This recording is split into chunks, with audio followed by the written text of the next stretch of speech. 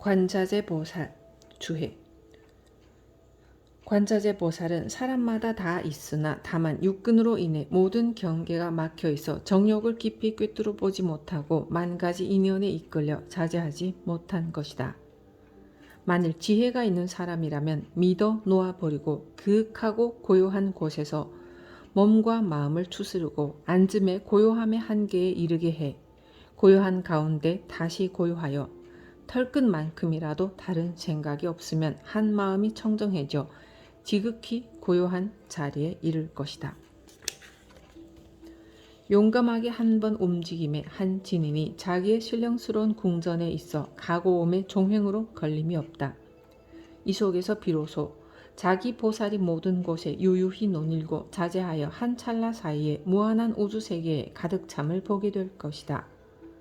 가는 곳마다 법신을 나타내지만 이르는 곳마다 자취를 남기지 않으며 광명을 널리 비추나 보려고 하면 볼 수가 없다. 사람들이 만일 이 보살을 보고자 한다면 눈으로 보려 하지 말고 귀로 들으려 하지 말아야 한다. 귀와 눈을 쓰지 않는다면 비로소 관자재 보살을 알게 될 것이다. 도가에서는 보고자 하되 나를 보지 못하고 듣고자 하되 들을 수 없으며 여러 가지 견해를 이어였으므로 묘도라 이름한다고 하였고, 금강경에서는 만약에 모양 있는 것으로 나를 보려 하거나 음성으로 나를 구하려고 하면 이 사람은 잘못된 도를 행하는 것이니 열애를 보지 못하리라고 하였고, 유가에서는 보되 눈을 사용하지 않으며 듣되 귀를 사용하지 않는다. 귀와 눈의 작용을 떠나 있으면 자연히 성품을 얻는다고 하였다. 이와 같은 자라야 비로소 모든 곳에 이 진선보살이 없는 곳이 없으며 같이 앉고 같이 행동하며 같이 기뻐하고 같이 웃으며 촌보도 서로 떨어진 적이 없었으나 다만 자기가 우매했었음을 알게 될 것이다.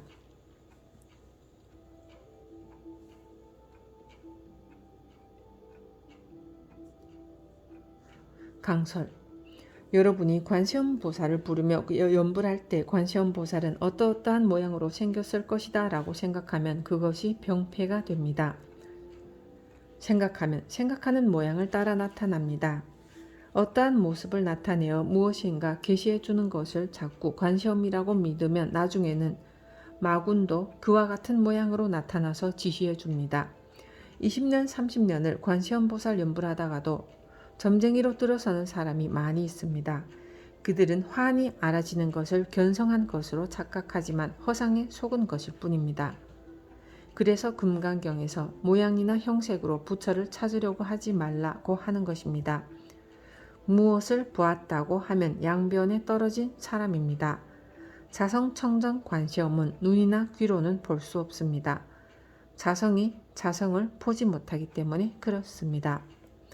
새가 아침에 나갔다가 저녁에 자기 집으로 돌아가고자 하나 안개가 자욱하게 끼어 자기 집을 찾지 못하고 헤매는 것처럼 육근 육진으로 인한 번잡한 번뇌망상이 가로막아 중생은 자기 집을 잃어버리고 자신에게 있는 자재보살을 보지 못하는 것입니다.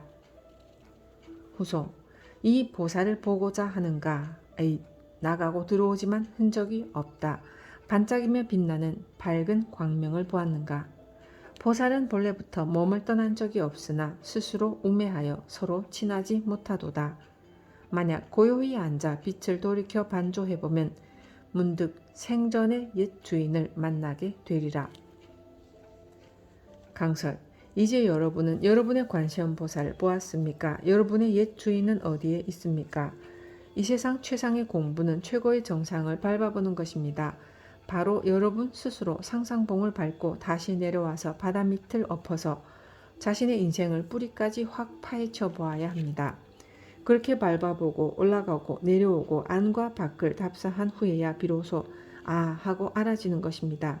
그럼 무엇을 알았다는 것일까요? 여러분은 여러분 앞에 확연히 펼쳐져 있는 현실이 꿈이며 인생살이 또한 모두 허상이라고 하면 실감이 나지 않을 것입니다. 제가 어느 분에게 다 꿈같은 인생살이입니다 하니까 스님 그게 왜 꿈입니까? 생시인데요? 라고 해요. 그분은 안과 밖을 두루 섭렵하여 밟아보지 않았기 때문에 그런 말을 하는 것입니다. 자신의 인생을 안과 밖으로 비추어서 부질없는 세월 동안 자신이 속았음을 알아 깨달으면 자신이 곧 문수요, 보현이요, 관시험입니다.